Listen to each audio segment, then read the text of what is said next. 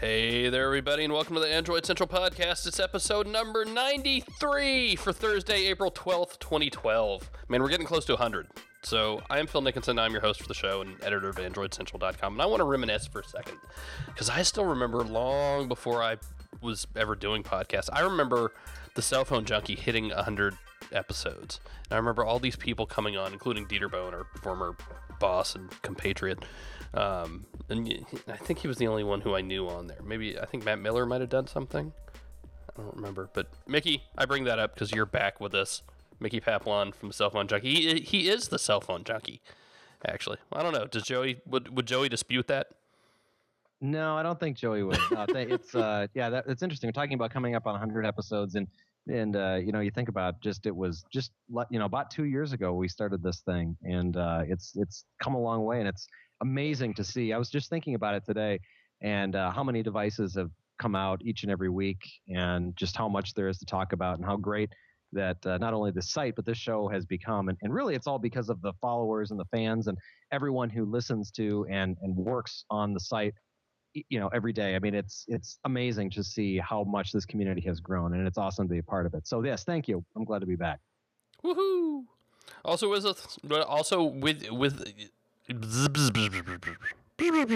Jerry Hildenbrand from the site. So Mickey gets that wonderful introduction and a welcome, and I get Jerry Hildenbrand from the site. You're lucky I got that far. Okay. Hi, everybody. And from the Android Central forums, the greatest forums on Android Central. Also the only forums. And anyway, Corey Streeter. They are the only forums. Yeah, actually they are. How you doing, everybody? Corey? You've been gone for a little while, too. I have been traveling. It's good to be home. They not have razors where you were? No, I actually saw one today. If you're not watching the video, you're missing out here, because Corey looks like he's been in the wilds of, I don't know, Minnesota or something. Wait, that's Mickey's stomping ground. Oh, that kind of razor. I thought you were talking about the phone. No, not the phone. Sigh. So we got most of the crew back together. We're missing Alex Doby. He'll be back hopefully next time. We shall see. So, I don't know. What's going on?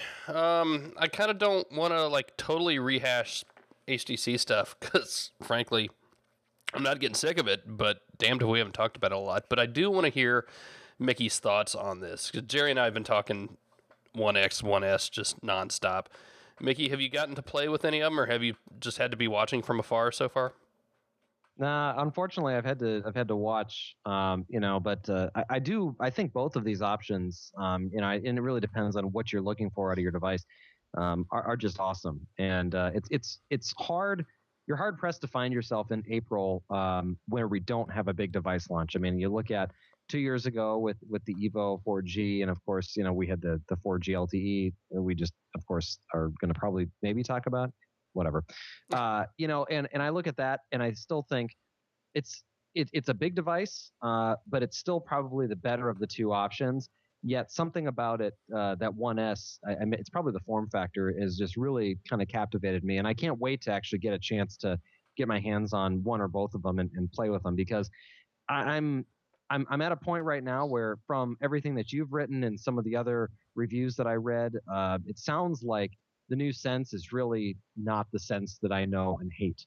And that's what's, I think, the most exciting thing for me. And, the fact that this could also be what Android is needed to get ICS really going. I mean, we're 6 months in now, right? I mean, we've had the Galaxy Nexus that was announced in October. Mm-hmm. And we've got nothing really to show for it as far as new hardware is concerned. And this is really, I think, the first one that's going to get it going. So either way, Sprint's got their variant, and T-Mobile, I think, is going to have their variant here very soon with their events coming up here in just a couple of weeks. So, or next week maybe. Yeah, so, next Wednesday. Yeah. I do think both of them are great. I know you guys already talked about it quite a bit. So, but either one I think is a good option. And if you're not interested in Samsung hardware, which I know a lot of people kind of are not the biggest fans of, then these are probably great options. And I think either one, and it just, depends on what you want, what your form factor preference is. I was thinking about it today because it took a while. Somebody finally accused us of being sponsored by HTC. And I was thinking back to last year when it was all, how much is Samsung paying you guys for all this coverage? It's like they're putting out 5 million phones. What do you want us to do? Not my fault. It's nice having somebody else to work with. But I tell you, I am looking forward to getting our hands on some new Samsung and Motorola's. It's easy. It's only been 3 months since CES, but it's easy to forget that we have Motorola with Intel hardware coming at some point this year. Sometime. Maybe. When? Don't know when. Well, this fall. Probably, I think October, November. Didn't the one for China already go or going next month? Something, yeah, something. It's coming sooner rather than later. So yeah, they'll have that test model out there and get it all sorted when we get ours, I hope. Yeah, and then we can all just sit around and be like, hey, look, it's an Android phone with different stuff inside. Mm-hmm. I don't know. It'll happen. Well, that's the thing. If it's done right, it'll be just another Android phone from Motorola. We should never know what's inside it. Yeah, exactly. So we've got the T-Mobile event next week. I mean, it's not like we don't know what's coming, right? We've seen the 1S. We've used the one. I've got a 1S here somewhere. Where'd it go? Here it is. So for all intents and purposes, I think we're expecting the same thing. Well, I guess Andrew Vaca is going to go in New York, and we will find out from him. So we will see. So I don't know, not a whole lot else to say about that. We've got some really, really good discussions going on in the forums, though. A whole lot of people who either love the look of the Evo 4G LTE or hate the look of it, and it's just been some really good back and forth, and it's nice to see. So if you haven't been in the forums with us, you're missing out, because I've been spending a lot of time in there over the past week. Check out that battery cover conversation. Yes, it's insane. It's great though. I got to spend more time in the forums. I really am enjoying it. I've been making everybody else write all these blog posts so I can play in the forums. It's nice. You want to talk other new stuff? So Toshiba announced a few new tablets this week: a 7.7 inch, a 10.1 inch, and a friggin' 13.3 inch tablet. It's a little insane. Yeah, the Toshiba Book Air. That's just makes me think of that. It's a bit much. Yeah, I haven't gotten to play with them yet. I've used the 10. And I have seen the 7. So I've used everything but the 13. So the 7 we saw in Barcelona. In fact, I think I linked to that video out of it. We'll have links in the show notes. The 10 we've seen before at CES. I think it's been tweaked maybe a little bit, and the 10 was sexy as hell. So was the 7. But they've really gotten just slim and thin and really nice. But 13 inches for a tablet, just on principle. Yeah. Well, it's... The face I'm making isn't translating well in audio, but... that's the sound my face is making. Well, it's got a good keyboard. 13.3, I'll shut up. Go ahead. All I was going to say is, if it's got a nice keyboard and somebody wants to give up their laptop and use that, it's not a bad option. Yeah, that's kind of what I'm thinking. I'm kind of in the other camp. I think we actually... I think bigger is actually a better way to go on tablets, and I was totally in that camp where I'm like, that's really big to see that, but Joey has kind of got me swayed in the other direction where this form factor, whether it's the iPad or the Galaxy line at the 10-inch mark, yeah, it's nice, but give me something bigger. I mean, we've got laptops that are 13, 15, 17 inches. And I don't see any reason why we can't do it with the tablet as well. You're going to be, if you're carrying something around that's bigger than something that you can put in your pocket, what's the difference if it's 10 inches or 13 inches? And I would argue that if you can get more screen real estate to do more things that you want to do on it, I'm all for it. And I would love to see something bigger. Yeah. It's got to have a good keyboard though. Mm-hmm. I don't know. I'm going to have to disagree. Yeah? Don't get me wrong. I love the Transformer Prime for what it is. But to me, that's the limit of something I'm going to carry and not be able to actually work from. I just bought a new Ultrabook, and it's another 1.3 pounds, and it'll do everything I want it to do. It's not limited, like an Android or an iPad tablet. Now, I see the draw. I see why, like Mickey says, people would want that more real estate. But to me, before I'd carry a 17-inch tablet, I'd carry a 17-inch laptop. Yes. But I'm old and don't agree with a lot of things. So maybe I'm wrong. You know what's interesting for me, and this has changed in the last couple of months. When I got LTE in my latest tablet, yes, an iPad. When I got LTE built into that, it totally changed the way that I use it, and it has put my laptop on a shelf almost. It's just something where I'm either using a desktop or I'm using the tablet because it's that portable and it's that accessible. And yeah, I know you can say, well, yeah, I can tether it to my phone. It's totally different. I'm telling you, it's totally different when you don't have to think about that. And because that one small hurdle that you have to leap over, which is going into the phone and turning on the tethering, is something you don't even bother to do, because as soon as you pull out the phone, you just deal with it on the phone. And it's so much more useful to do it on a tablet. So I would argue that if we are talking about a bigger tablet, it's going to be even more compelling if you do it and you have it, if you get one, if you have some sort of connectivity built into it. Because I really think that, like I said, it changed the way that I view how I'm using a tablet, and I'm kind of excited about that because it feels like my mobility usage is changing a little bit because of that, and I'm enjoying it. I wrote a couple weeks ago that I wasn't planning on getting an iPad 3 because we already had an iPad 2 here. I guess I should call it an iPad 3 because it's not its name, but whatever, I'm calling it that. And of course, we went out and got one. Well, the company got one because, I got to be able to really compare it to, real Android tablets that come through. And so here's my iPad, my new iPad, my iPad 3, my just plain iPad review. Heavier, although supposedly it's not. It feels heavier. No, it is. Yeah. It is. A little bit thicker, and I can tell the difference. And especially, in just going back and forth, I can tell. Especially going from an Android tablet that's just thinner. I mean, it's really noticeable. The display, really nice. Really nice. I think it shocked me more when I first saw it. But especially when you use it side by side, it's just not, it's not as stark as I thought it might be, the difference. There's still a lot of room, I think, for Android tablets here. Asus is still, I think, the cream of the crop. Samsung has some new ones coming out. And it's a little odd the way they're doing it. And I'm going to speak out of school a little bit, but I think they've kind of shifted away from Samsung Mobile for some of these tablets and are doing it more from the electronic side. And I'm not sure if that's a really just a behind-the-scenes thing, and I shouldn't read too much into it or not. I'll have one or two of them here tomorrow. I'm not sure which ones.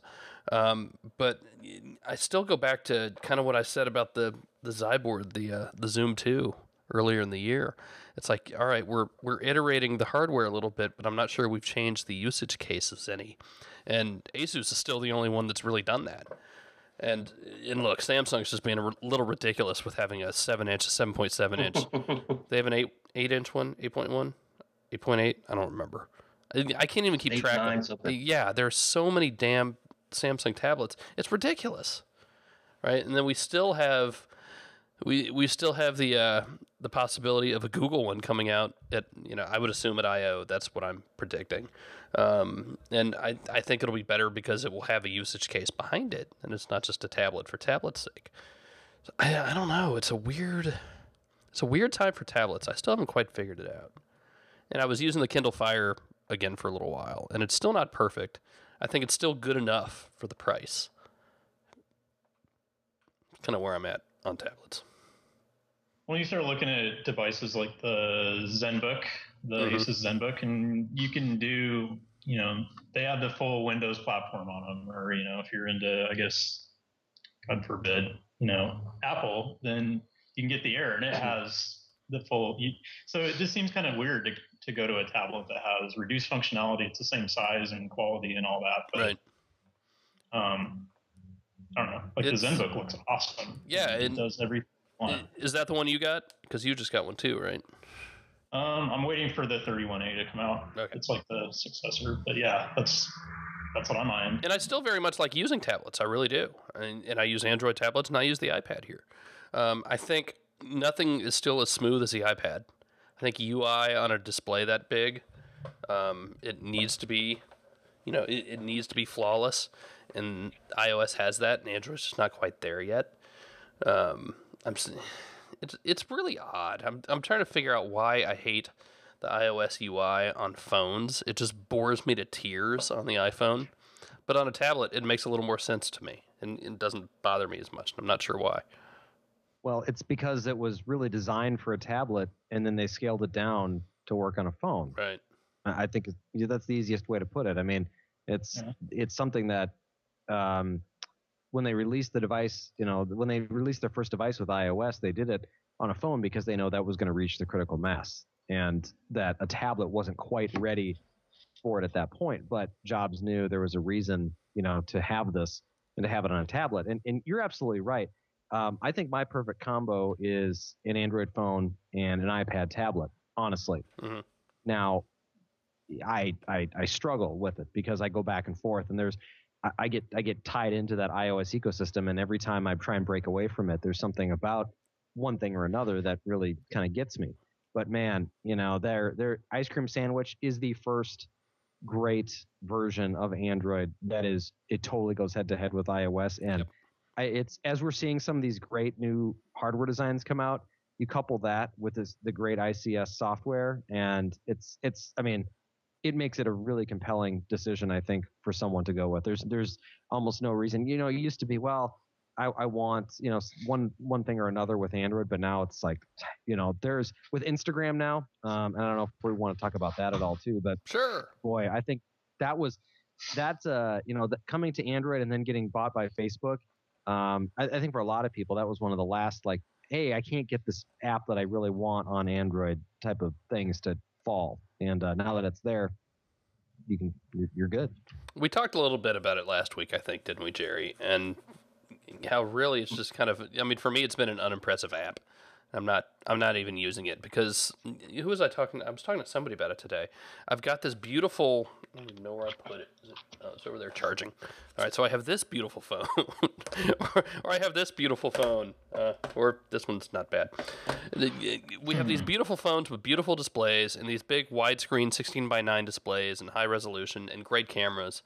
I don't want to dumb it down. I don't want to go to a 1:1 resolution. I don't want filters.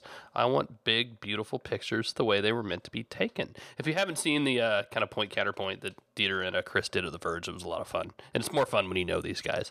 But it was a good back and forth. And, both points are valid, right? I think it comes down to taste. But for me, I want to show you big, beautiful pictures, period.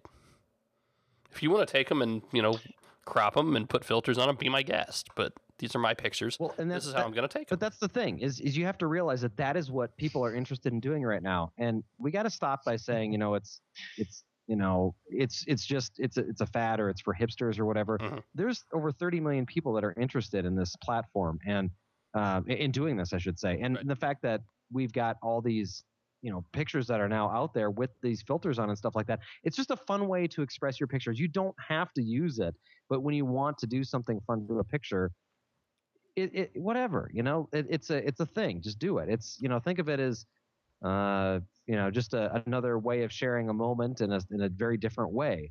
If you want to take full res pictures and use your full res pictures, that's good. But most of the people that are using this for are like kind of, I don't know. It's a different thing than just taking a picture and sharing a picture, because I'm guessing you don't do that as much. And when you start to play with Instagram a little bit, you kind of get it. You realize what's happening. I mean, I took a piece of key lime pie that I ate on Pie Day, yes, because I'm that nerdy, and I applied an Instagram filter to it because I thought it was cool, because it totally accentuated the vibrant greens of the key lime pie, something that the actual picture didn't do. And it just did something different to the picture. And I thought it was fun to share that. And that's where this is coming from. People are taking this too seriously, So, yes, whatever, you're ruining the picture. Fine. But you know what? You're sharing that. I was going to say you're ruining the pie, but... Wow. That's awesome. Stopped being fun when they stopped fighting, so I just gave up. That's true, too. Yeah, that part was fun. I had a couple days of pure enjoyment watching people be idiots. That was fun. That's actually what we do for a living. But when you think about it, I mean, in one form or another. Speaking of which, here's a segue. I want Jerry to talk about the latest scary security thing. So some researchers came out and said, here are 3 big giant loopholes in Android that you need to be... Well, actually, they didn't say you need to be afraid about it. The blogs picked it up. I say the blogs like we're not one. But who's typing? Who's typing? Jerry. Not me. Jerry. So blogs started picking it up, and that's when it became 3 scary loopholes that you need to worry about in Android. But that's not quite right. Sort of, right, Jerry? Yeah, it's. I mean, is it something that needs to be talked about? Sure. So let's talk about what they did. It was actually kind of an interesting little experiment. So Android applications, we talk about this all the time, they have to declare permissions when you install them and say, all right, hey, I want to be able to write to the SD card. I want to be able to get online.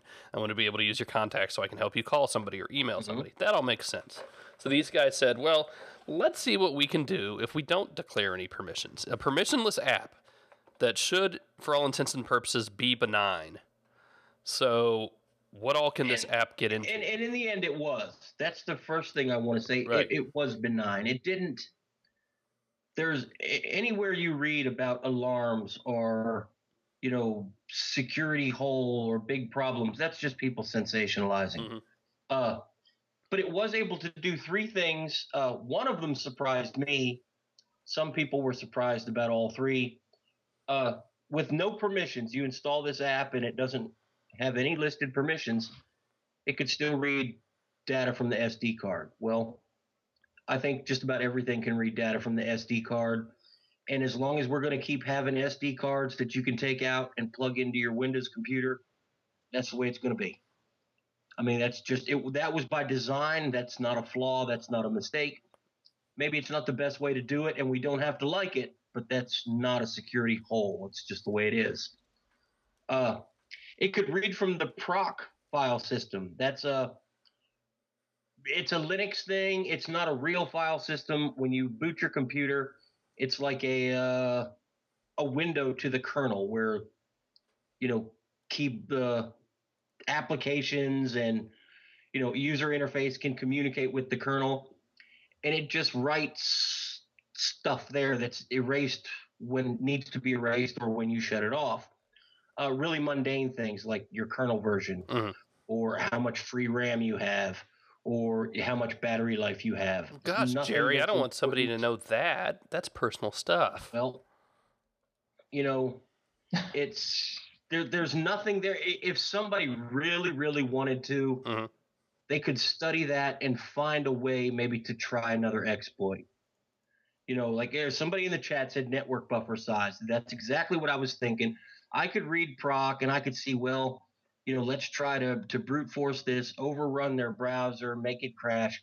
I could do really useless, simple crap. It's not, nobody's going to be able to steal your phone because it can read that. Hey, note to self before you get to the third thing. Don't give Mickey such a hard time next time he nerds out on Spectrum after that one. Seriously. I'm sorry. You try to explain it. I'm kidding. All right, so thing number 3. The thing number 3, it can read a list of all the applications that you have installed on your phone. And that's not really a security risk, but it would tell me if I was trying to attack your phone and they use Skype as an example. Skype has been fixed. It wasn't fair to single out Skype, but that's what they did. Yeah, so they said, hey, they said, hey, we can see that you have Skype in your phone. Skype had this known vulnerability, therefore we could use that to get into your phone. But you're absolutely right. That vulnerability was fixed in within a week, I think. So it's not. There was no serious security holes whatsoever there. There's nothing to really worry about. It's things that make sense, even if we don't completely understand it, why they had to be done that way. I'm not sure why it would need to read a list of all the applications, why that list would need to be public, but that didn't happen on accident. It was marked as readable. So there is a reason for it, and it's not that important. So at the end of the day, we don't need to be freaking out about this. I mean, it's interesting, and you and I were talking about this the other night. I mean, it's an interesting read, but I'm not going to stay up nights worried about it. Right. I love reading that kind of stuff. But to be honest, I wouldn't have said anything if some other people weren't saying the sky is falling. Right. When people do that, I just feel like, okay, let's there's another side to this. The sky isn't falling. Let's break it down. And that's what I like to try to do. And that's what I asked you to do. And you did it very well. Yep. Well, thank you. I tried. Anybody else worried? Mickey, Corey, you worried? You cool? No, not at all. All right. Cool. You should There's be. no I such know thing what as happened. security in this world. Impossible. Exactly. There's lots of drama though, and that's kind of what they did with this. Well, and speaking of which, let's debunk some other stuff. I think CNET UK did a video showing I don't have the One X with me; it's over on the other side of the room. But if you twist it and push on the sides, it'll like distort the display. That is the biggest BS video I have seen in a long time. I mean, yes, it will absolutely do that. Here's how you avoid it: don't twist the phone and push on the display. Jeez. It's not something you would ever do in normal use of the phone. Maybe no. I mean, you wouldn't. Just no. It's ridiculous. It's irresponsible reporting. It's all that was. And next thing you hear is it's a design flaw. Say people who have no idea about design. And you know what? That includes me. But I do know how people use phones, and I do know that's not how you use this phone. I've been using it for 3 weeks now. God, it pissed me off. Everybody watching this on a computer, put your finger on the screen and push. Right. See what happens. Same damn thing. Exactly same thing. And there's no way in normal use of the phone it should do that. If it does, if you're sitting there and you just push on the phone like you normally would with your finger, and it does do that, take it back. There's something wrong with it. If you're twisting your phone and pushing on the edges, and yeah, it's going to happen, and that's on you. It's not a design flaw. It's not a manufacturing defect. Now, the one I'm not quite as sure about is, and this one I do have the phone in front of me, is the microarc oxidation. We keep calling it a coating. It's not actually a coating. It's not something on top of the metal here. It's a treatment to the metal that turns it into this weird textured thing. And it still feels really good, and I like it a lot. So some people are saying it's actually chipped on the front of the One S. Here's my thing on stories like this. And we often get accused of not setting our hair on fire over these.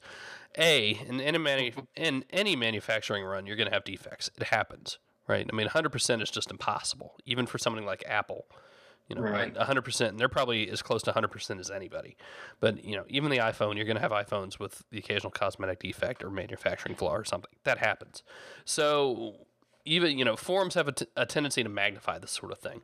So when I see one phone, say, oh, it's chipping off, or if I see, 2, or maybe even 5, I'm not sure that's representative of an entire production line. I'd actually be really curious, and I wonder if we could ever get a manufacturer to tell us, like, at what point, what is the magic number?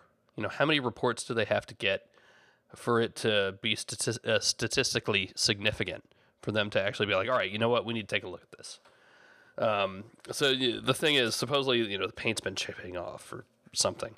I've been using this as my daily driver because it doesn't have, T-Mo 3G or AT&T 3G. So I haven't been running around with it in my pocket. So I'm not going to necessarily weigh in on the validity of that, but I am going to say that when you get reports of something like that happening, I think it's good to sit back and just kind of watch it for a little bit. Some things are obvious, some aren't. I've got this Thunderbolt here, and the Thunderbolt fell apart, after 2-3 months. Didn't do it right away. Looked fine for a little while, and then it just looks like crap now. So I don't know. So when we talk about manufacturing flaws, I'm not a materials engineer. I'm not an engineer of any kind.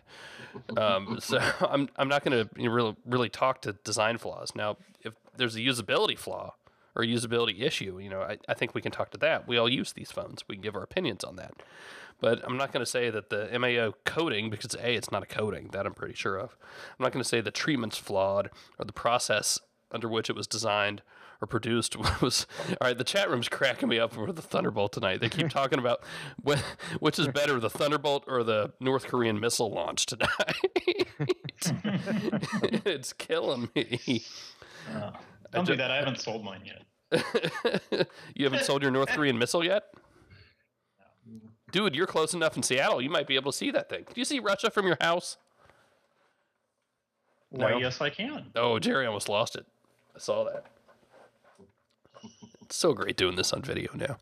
So that's my thing on the manufacturing flaws and defects. Those are very sexy words that you'll hear, and you need to, take a deep breath. Hey, you know what phone is still holding up like a champ, by the way?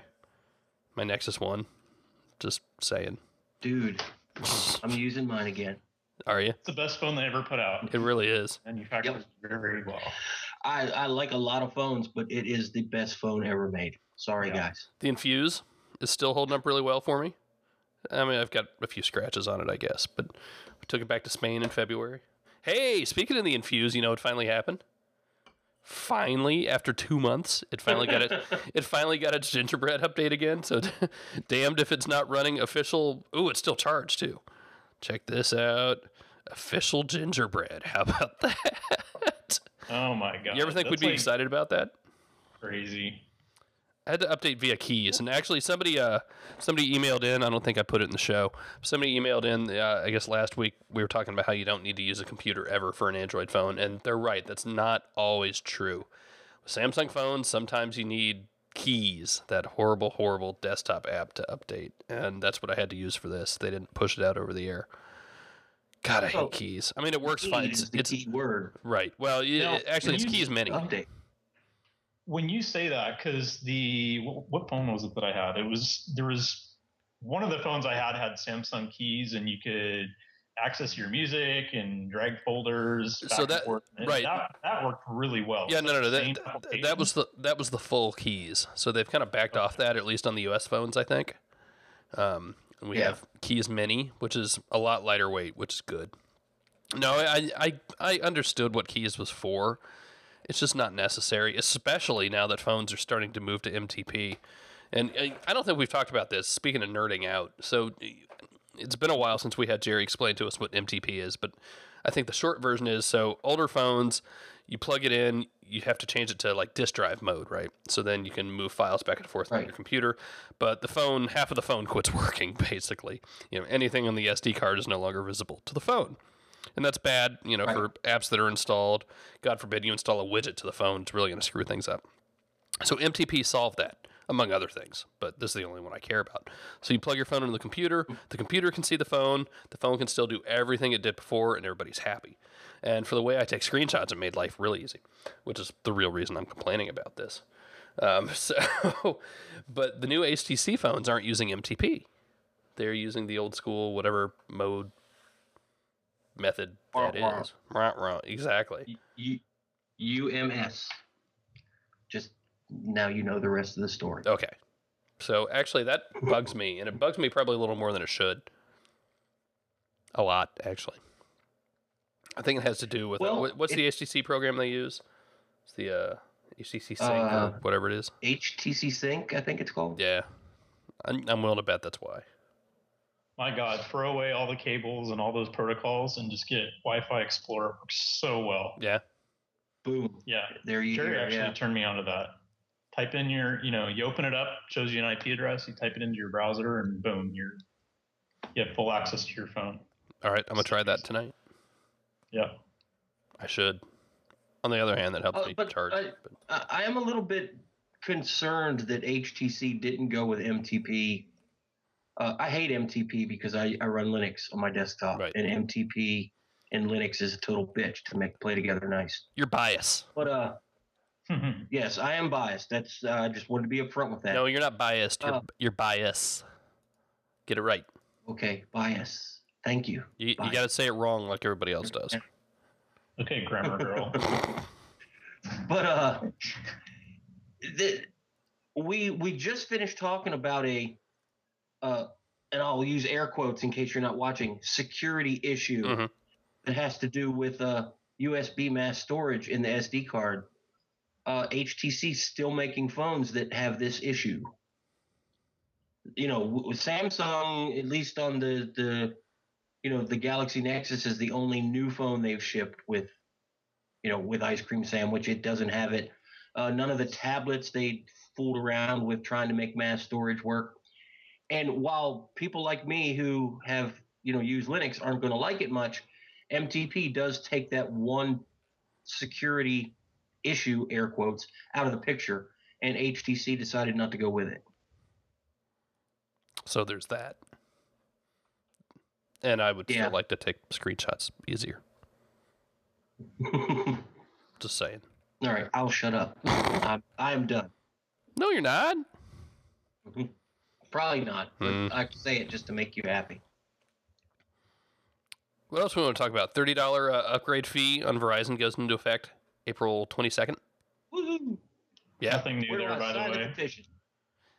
Sasha Sagan did a good post on that today on why it's actually a good thing. Anybody guess why? Anybody read it? Hey, it'll keep people from jerking Verizon around and driving the cost of phones up higher. Is that why? Because I didn't read it. No, Sasha's point, and I think it was a good one, is that Verizon knows people are going to pay for their service because it's a good service. And if they can squeeze another $30 out of you, that means they're really confident in their product. And you know what? That's a damn good point. You have, we were talking earlier about how, great LTE is on the iPad now. And what network is that on? Verizon. What network what network was the first, 4G phone on? Not first, but the first LTE phone on. Android on Verizon. And so I get what he was saying, and it actually makes sense. Now it's also not like Verizon's the first one to come up with these upgrade fees when you go in to upgrade your phone. And they say, all right, well, you got to pay $30 to do it, and you're going to say yes. First off, it's not like it's some exorbitant amount of money. And, for $99, $200, we're going to give you a new phone early, whatever. Oh, extra $30 to do it. Fine. Just do it. You're going to do it. Let's not pretend otherwise. Well, yeah, you're gonna, because you're gonna on AT&T and you're gonna on Sprint, right, and you're gonna on T-Mobile and US Cellular. You're gonna do it. And in fact, it's cheaper than Sprint. Sprint's or AT&T's is $36. Yep. So everybody's kind of freaking out about that. And it makes sense. In fact, it all starts to add up, though. I mean, yeah. In Washington, we pay like 30% taxes on our phone bills, so. And that was another one of Sasha's points. If you want to get really mad, get mad about that stuff. Get mad about all the nickel and diming that goes on your bills, and that's tough. And I don't disagree. And I live in Florida, where we, do everything weird. Lots of stuff weird. You have to pay to play, and there is a way out. You could go buy an AT&T SIM card and pay outright for a phone and stick the SIM card in. It's not like anybody's holding a gun to your head forcing you to pay these carriers for the upgrade fees. Yep. If you have $1,000 laying around. Well, I mean, if it's a matter of principle, I don't want to pay the fee out of principle. Well, but here's the other thing. In fact, Alex and I were talking about this because I think he sold his Galaxy Note and got another phone. I'm not going to say what it is. One X. Or One S. I forget which one. But I mean, this goes back to something Mickey's talked about a lot, and Mickey does a lot of it, is, buying and selling phones. And, you take a 20% loss or whatever it is, but then, you still only paid, at the end of the day, you only paid like $200 for the new phone, right? Mm-hmm. Yeah. So it's, you got to have the money up front, but it's not like you're paying $1,000 every time, hopefully. Well, no, and you have to think about it this way too, and this is kind of how I view it all the time. Is I've got this like little pot of money that sits there as the phone money, right? And once you've thrown out $500, $600, $700 if you buy a Galaxy Nexus early, you've now invested that money, and when you go to sell the phone, you may get let's just say $100 less than that, but then you still have that $600 sitting there in the case of the Nexus. And then you can reinvest that into another unlocked phone. And as long as you're doing it in a very quick fashion, and this is what you have to realize, if you buy and sell every 2 to 3 months like I do, then you're losing a little bit of money each time, but you're still kind of using that amount that you have over and over and over. And sure, you're losing a little bit, but what would you rather do? Would you rather sign a new contract and have like 12 lines sitting out there, or just spend the extra money up front and lose $100 every time you decide to get a new phone? And yeah, I know it's not a viable option for everybody, but if you really want to be on top of the latest and greatest that's out there. It's an easy way to do it. It's really not all that bad. That's how I do it. If you do it, yeah. I have 2 Fascinates and a Thunderbolt sitting in my drawer. Why? What are you hanging on to those for? Sell them. And an extra Galaxy Nexus. I'm too lazy. I hate dealing with eBay. And I mean, you're too lazy. Come on. You gotta take the pictures and post that. And Corey has to roll out of his bed made of money and walk across his gold floor. No. Turn the crystal knob on his all Gorilla Glass door. Leave the condo. Gorilla Glass. No. Life's rough in Seattle. I just don't buy food and I don't have kids. I think about how much fun. Oh man, it would be so dangerous in this job if I had disposable income. And I think about other people, I know and work with, and the stuff that they all buy, and I'm just like, man, I can't buy that. I gotta buy diapers. I gotta pay for daycare. Yeah, this job's all Skittles and beer. But the point is, that's a way to make up for it, right? Is you sell the phones you got and make that money back. And well, doing it Mickey's way is actually cheaper than opening up new lines and spending $299 for a razor. Exactly. That's right. Yeah, not to mention. Okay, and you say, yeah, but you lose $100 on a phone. Yeah, but you're paying $30 to activate your new phone, so you're already 30% of the way there. Right. Not to mention when you buy and sell online, you're not paying tax. Don't say that too loudly. Okay. Sorry. Somebody's going to hear you. I always pay the tax at the end of the year. No. I mean, somebody in DC is going to get a good idea that perhaps maybe you should up front. Yeah. I'm just waiting for them to do that. Exactly. Yeah. Anything else? Anything else we want to talk about? The LG Viper hits on Sprint April 22nd. Pre-orders start today. That should be delivered by the 19th, by next Friday.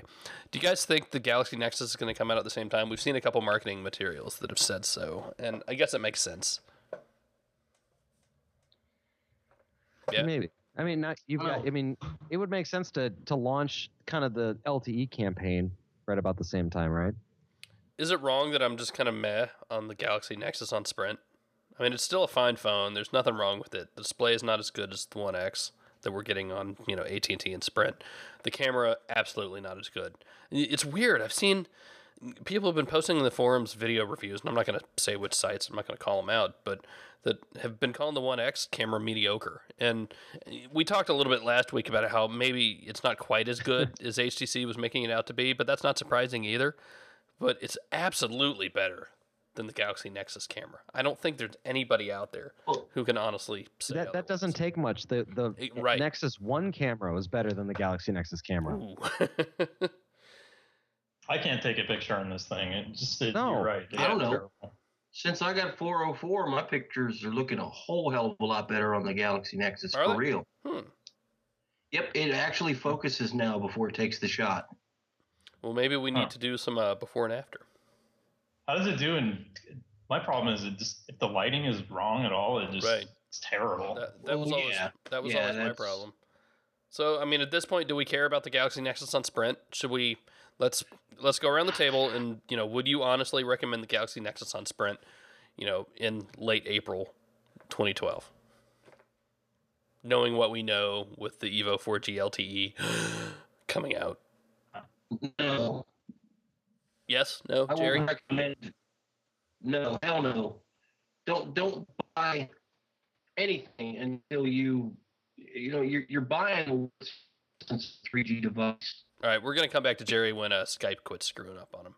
Maybe Mickey, you're a Sprint guy. Wow. Yeah, the Skype call is really bad. Yeah. Ustream it's Ustream, I think. Yeah, probably. Because it's going through Skype as well. Either way. Okay, first of all, just as a weird aside, shouldn't they probably have skipped version 4.0.4, just 404, just like they should probably skip version 6.6.6, Anyway. Honestly, I don't know. I'm not sure if I would not recommend it. And here's why. Today, You know what Android phone I recommend for Sprint users? The Optimus S? No. Nexus S4G. Oh. Absolutely. Well, yeah. Yep. Best Android phone on Sprint. Yep. Absolutely. Yep. And so I'm having a hard time recommending, I mean, maybe you wait for the Evo 4G LTE, right? But I don't know. I mean, there's a certain segment that's still going to want that Nexus, and I still don't think it's. I'm not all that, down on it. I still like it a lot. So I could still recommend it. Absolutely. Corey? I'd say I wouldn't be that excited about it this late in the year, but if you like the form factor and you want that stock Android experience and the screen size, I mean, I know the One X is similar, but I think it's a great phone. But it's getting kind of late in the game, and who knows with the battery life and all that on the LTE phone if it's going to be that great. So I don't know. I've had this for a few months, so I'm naturally bored because that's how I am. All right, Jerry, you want to try again? Okay. I'm going to have to say no, because right now at this point, anything you buy is essentially a 3G phone. And, the Galaxy Nexus, it's for me, it would be the only choice. But when Sprint kicks off that LTE network, we're going to see more phones. It's going to be more than just this Viper and the Evo. And, if you're going to wait until May, I'm guessing May, somewhere around there, maybe June when they release this thing, wait till August.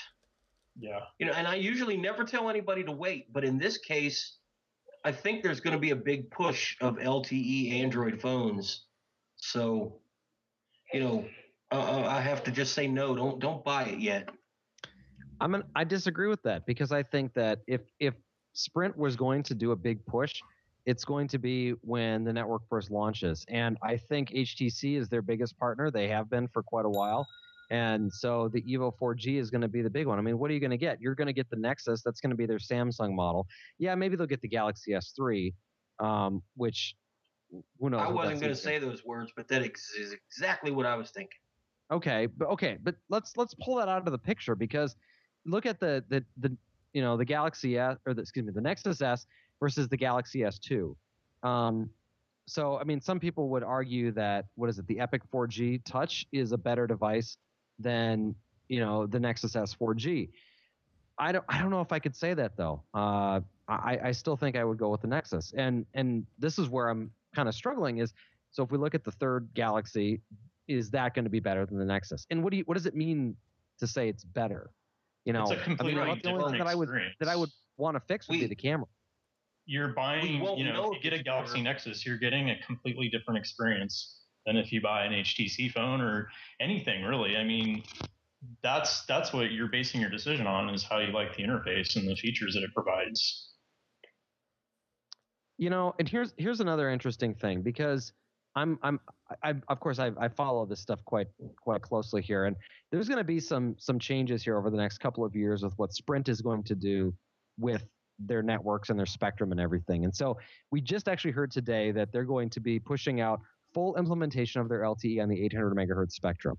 And this is really good news, because of course this is as close to beachfront property that Sprint is going to get for their LTE network, as far as what's the best spectrum that they can possibly have. They're going to be sunsetting IDEN next year, where they're going to be cutting about 10,000 IDEN cell sites, which is about a third of their infrastructure. And that's going to mean that we are going to now see this push of LTE over to this 800 megahertz spectrum. Initially, they're going to be rolling it out on 1900. We're also going to see, of course, some partners that they're going to use. I think Clearwire is going to be the biggest beneficiary of this. And the bottom line is, we are going to, by the end of 2013, we're going to see a very nice, well-built network by Sprint on LTE.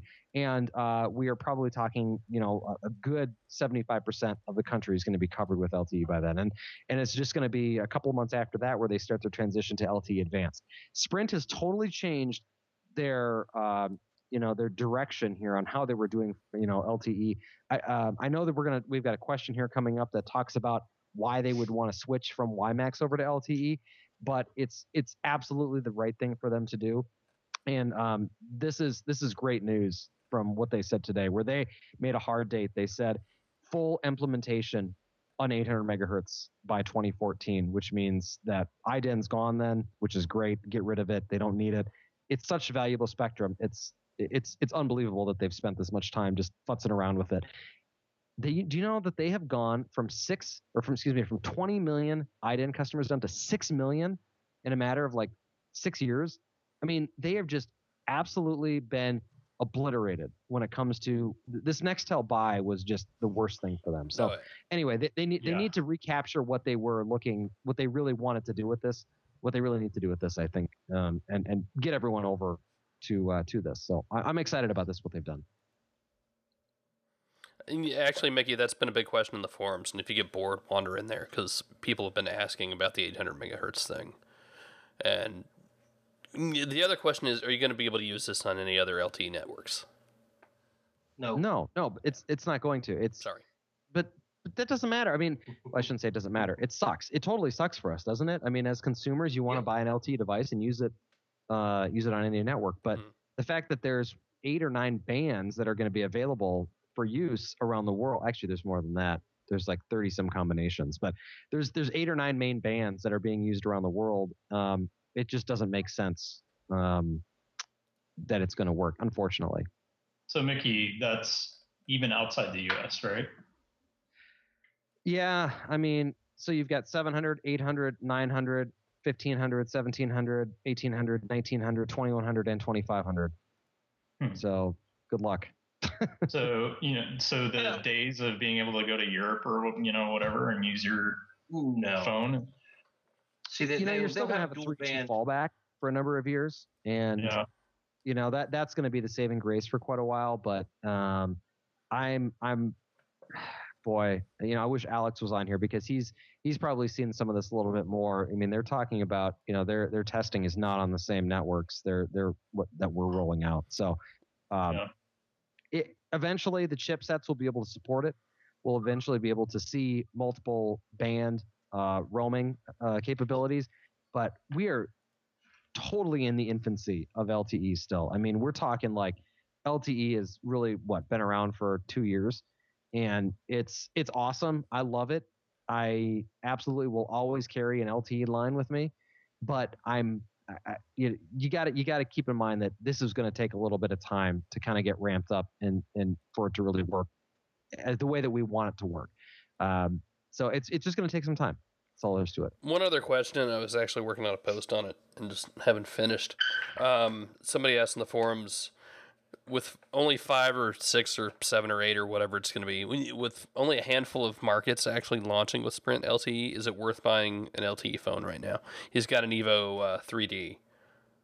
So, he's got WiMAX. Would you get off WiMAX and go to a newer phone with the prospect of getting LTE at some point, maybe, in the next 8 months? It depends where you are. Right. Is it even worth it to buy a 4G Sprint phone at all? Not here where I live. No, it's not. I mean, I'm in Phoenix, the 5th largest city in the country, and there's 3 or 4 WiMAX towers. Seriously, 3 or 4. Well, I mean, he's got WiMAX now and is perfectly happy with it. So there's the question: if you're perfectly happy with WiMAX, do you leave the data you know and love for a phone that you're going to know and love just as much, but with slower data? I don't know. That's a real tough Are you in Atlanta, Baltimore, Houston, Dallas, Kansas City, or San Antonio? If so, sure. Right. If not, wait a little bit. Yeah. Wonder if they'll do it. Are they still doing that whole $10 premium thing for 4G or for WiMAX? Yep, they are. Wonder if they'll do that. No reason not. It's still 4G. I mean, it's still. Yeah. I mean, look, we're 2 years past that. If you're not used to it by now, I don't know what to tell you. I do know what to tell you. It's time for a couple emails and voicemails. That's what I'm going to tell you. We're going to answer some more questions. And we're going to have fun with this, too, and you'll see why in a minute. So, let's, you want to do some emails first? Anybody? Yes? No? Yeah, I want to start, if that's okay. You're going to do the first one? I'm going to do the first one, and it's actually Leo's. Oh, okay. Read that one first then. Yeah. Yep. So we'll start with Leo, and he writes, why is it that Sprint felt the need to scratch their WiMAX network? We exist in a CDMA GSM disparity right now. Does LTE have a technical advantage? Is it politics, or is it just the flat out reason that Sprint doesn't want to be the only network in the world without LTE? Well, it does have a technical advantage in that it is going to be it's a more efficient technology in that it's something that is going to be adopted worldwide. Now, which means there's going to be more support. That means there's going to be more development. That means there's going to be more everything that there is. It's a perfect, Blu-ray versus HD DVD or VHS versus Betamax comparison. And, it makes sense for them to have switched over as well. Keep in mind, too, that the network that Sprint was operating their WiMAX network on was not theirs. It was Clear's. So Clearwire had developed it. They had implemented it. They were just basically wholesaling the network from them. There's about 10 million subscribers on Clear. About 9 million are actually Sprint customers. So when you look at what was going on with the WiMAX network, Sprint needed to figure something out. Yes, they can continue to wholesale their services from them, but it really, for them long term, if they're going to be a viable player, they've got to have their own network. Sure, we can wholesale some of it out, especially when it comes to backfill or infill and whatnot. But I'm honestly really glad that they've decided to go this route, and it's also going to make for phones that are going to be more compatible with the Sprint network. Meanwhile, you may have different frequencies that are being used, but the fact that the manufacturers of the chipsets can do different things, with those and put in different antennas is going to make it, I think, for a better selection of phones are going to come to Sprint. So that's probably where I think it is. Doesn't have to be they're the only network in the world without LTE. There's a lot of other reasons with that, and I do think it's a necessary switch. What about Fat Phil? How do you feel about Fat Phil? Fat Phil? Huh? Was this a backfill and infill? Fat Phil, hi. Hi. Fat Phil. It's a lot funny if you're watching this on video. Sorry. At the end of the day, I just got an email saying I say at the end of the day too much, so I'm going to say it as much as possible the rest of this podcast. I'm mean like that. Jerry, I want you to take the first one from Joe. Certainly. Let me click over here.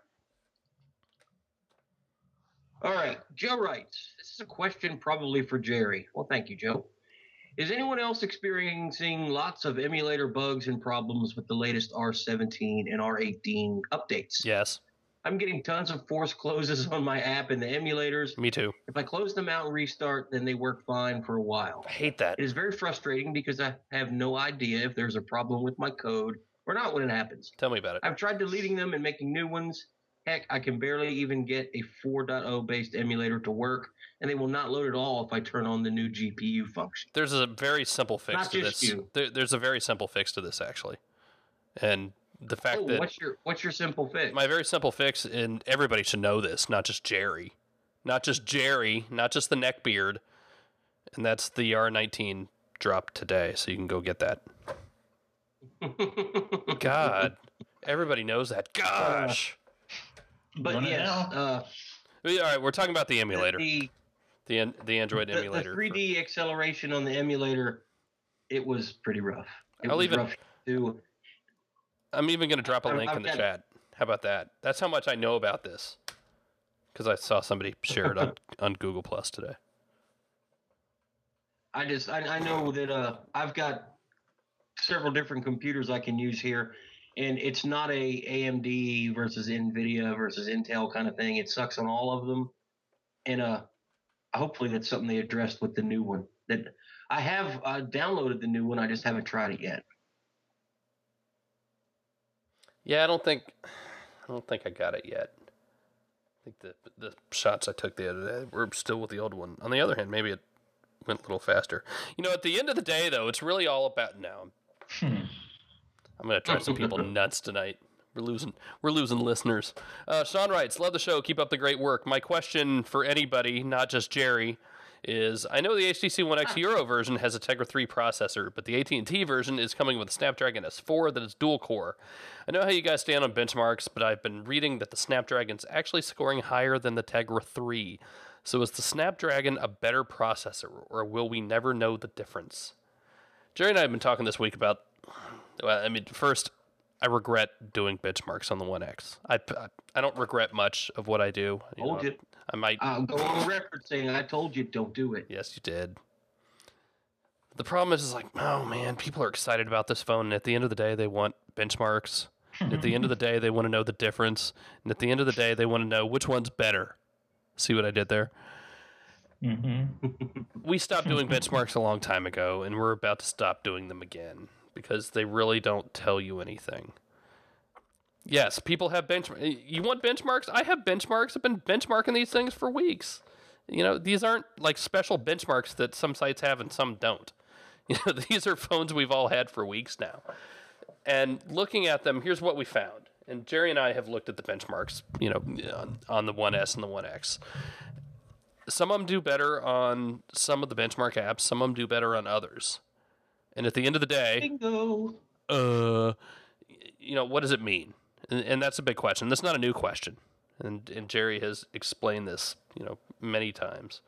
But yeah, you can compare them back and forth. They don't tell you a damn thing. All it tells you is how they score on this app. Does it tell you which one's faster? Does it tell you which one has better battery life? I've been trying to find a better metaphor for this, and I was getting really close to doing jet engines. 747 has 4 engines. Yep. 777 has 2. And on one hand, you're talking, grossly different, designs and planes and weights and loads and all this stuff. And maybe that's not so different with phones. I need to think about that a little more. The One X has more pixels to push. And it has, more pixels to push, and maybe that's the biggest difference. Well, that's a benchmark for me. It's the benchmark doesn't come in some app. How does it feel when you're scrolling? Exactly. So when you see these One S versus One X benchmarks, all that shows you is that somebody was smart enough to run these apps, take pictures, and put them on a web page. And I was dumb enough to do it for the One X, and I apologize. I shouldn't have done it. I went against the policy that we set a long time ago, that we talked ourselves into, and we need to go back to not doing them. We're going to give up page views. I'm saying that right now. We're giving up page views that everybody else is getting by confusing you, and that's it. I'm getting upset about benchmarks. Phil, thank you. Thank you. Your ridiculous. Integrity just shines through. Well, I'm glad to know you. My wine glass is empty, so that's part of it. But want some champagne? I get why benchmarks are fun. Benchmarks. Yeah. I get why they're fun. It's fun to do them. I've done benchmarks with former Samsung engineers in a bar in New York, and they said, "Ooh, how does this?" We were there for the original Galaxy S event. I know I've talked about this before, and it was the week after the Droid X was released, or I guess we got a review unit. So I'm in this bar in New York with Omar Khan, among others, engineers for Samsung at the time, and we're running benchmark tests against the Motorola One X or Motorola Droid X, and it was a cool thing to do. It was like, damn, we're here with engineers running benchmarks because it sounds important. But when you stop and think, it's like, damn, they took that seriously too? And maybe they can understand them and appreciate them a little differently than I can. But, now seeing all these posts go up that, hey, we have your benchmarks to compare this to this, and let's see how they do, and we have to do them. No, you don't. No, you don't. You're doing everybody a disservice by doing it. And we're not going to do it anymore. We're giving up page views to everybody else, and that's fine, because that's what makes us a better site at the end of the day. But now to answer that question real quick. Yes. And a big reason of why I hate the benchmarks so much. Some of the benchmarks are better on one device. Some of the other benchmarks are better on the other device. We've seen that before. Some of these benchmarks apps are even sponsored by the people that are making the processors. Yes. It is a big crock of crap. The HTC, and we'll use them as an example, they have people that work there that are a whole lot smarter than any of us, that are software engineers and hardware engineers, and they all work together to design an HTC One X that, regardless of the hardware inside, is going to perform the same. The end user is not going to see any difference unless they go looking for it and trying to convince themselves they see it. I get that people want something tangible to see. I get that you guys want some way to say, here's how fast my phone is. You want a quantifiable number, and that's what these tests give you. They give you a nice, big, round, sexy number that says, here's what your phone scores. It doesn't say how fast your phone is. It doesn't give throughput. There's another sexy word. And I'm not sure that you're going to get all these it. benchmarks. You can't benchmark an Android phone running through the Dalvik interpreter. I don't care. You take that somewhere else because all you're doing is benchmarking how well you can run the Dalvik interpreter. Yeah, so the point is we're done doing them. I've shown you can manipulate the daylights out of that. Mm-hmm. And if some dummy like me can do it, I don't trust them. Uh-oh. Well, the Galaxy Nexus, by all measurements, was supposed to be a really good performing phone. It has ICS and fastest processor and all that. To me, it's slower than a lot of phones I've used. So, it starts lagging when I use the keyboard if I start typing too much, it starts lagging really bad. So I don't think you can look at these benchmarks and make decisions on whether a phone's going to perform well or not. You really should. You really have to use it. Absolutely. You really shouldn't. So we're going to stop doing them. If you want benchmarks, go read the other sites that don't know any better. See what I did there? I saw it.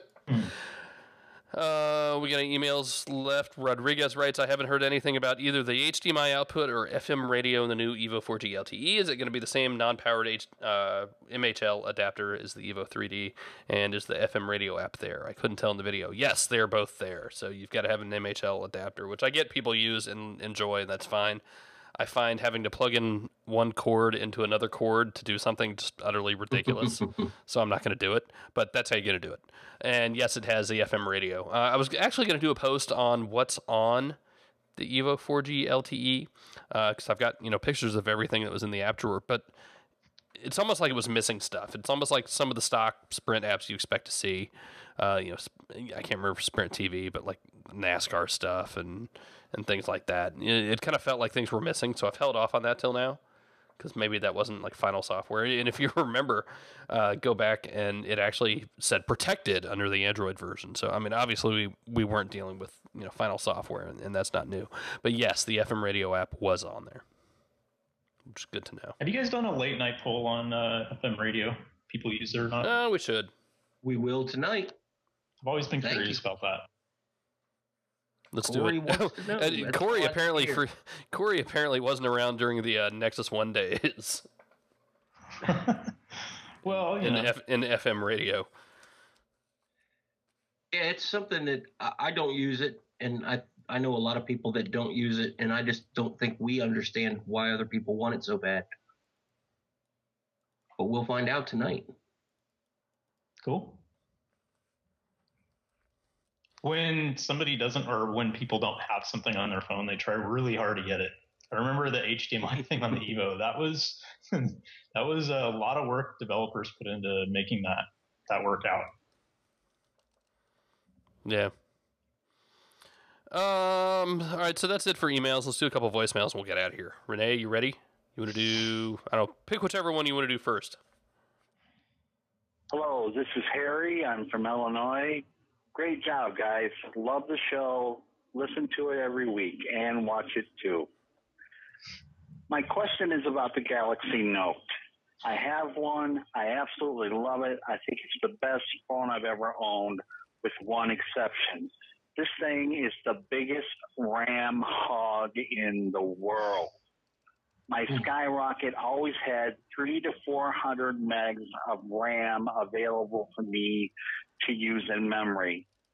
The Galaxy Note, if I'm lucky, has 60 megabytes on a good day. I have the exact same apps running on the Note that I had running on the Skyrocket. And yet, out of a gigabyte of RAM, I have 60 megs of RAM. So what's going on? Is my phone defective, or is this something that plagues all the Galaxy Note? Thanks again. I appreciate your answer. And Jerry, love the beard. Anybody? Well, that means that the Galaxy Note's doing a better job the way it's designed than the other one was. Free RAM is useless. It means it's not being used. You're just powering it for nothing, wasting battery, having it sit there and do nothing. Yep. But more than likely, the bigger screen requires a bigger chunk to be allocated at boot. You know, it's running out of RAM. What other phone did he say he was? Skyrocket. Yeah, the resolution difference is huge, and you're going to need to hold back a little bit more RAM, you know, just for screen redraws and stuff. So that's going to be a big part of it. But you know, really, in an ideal world, your launcher wouldn't need to swap, and you'd have 0 free RAM on an Android phone. I wouldn't worry about it. I mean, if you see your phone slowing down, that's one thing. But I think a lot of it's going to be in your head. And I don't say that to sound mean. Could be. I just think when you're paying attention to that sort of thing a lot more, you're going to start seeing stuff. Send us some managing memory. Oh, Corey. Managing memory is just bothers me. Bothers me to manage memory because I do it too, and it makes me. It's all drives me nuts because I just sit there and watch it. I think I'm old and lazy and have better things to do now. I mean, back in the Winmo days, yeah, we had to, right? Android, especially now in Android, and I get that 2 years ago was a totally different thing. But, you know, hardware's come so far. If you're on a newer phone, it's really not something you should worry about. Try to force yourself, honestly, try to force yourself to not worry about that. Don't worry about how many apps you have open, what might be running in the background. Really, give yourself not just a day either. Force yourself to do it for a week. I had to quit biting my nails for this job, right? Same sort of thing. It was one of the toughest things, and I get how tough it can be to not obsess about that. I really do understand. But, you know, give yourself a week of not worrying about it. You're going to enjoy the phone a lot more. You really, really are. Sounds like another good poll. Sounds like I need to go on Zen and Tech. Phil's office space moment. All right, let's do the other voicemail, and then we're out of here.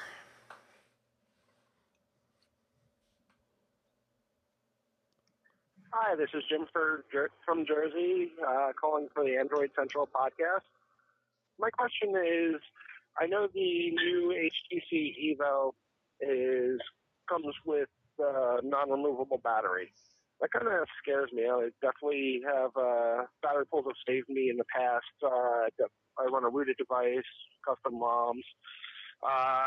You usually don't go into too much of that stuff, but the question's for Jerry. Is there really anything to worry about with not being able to do a battery pull?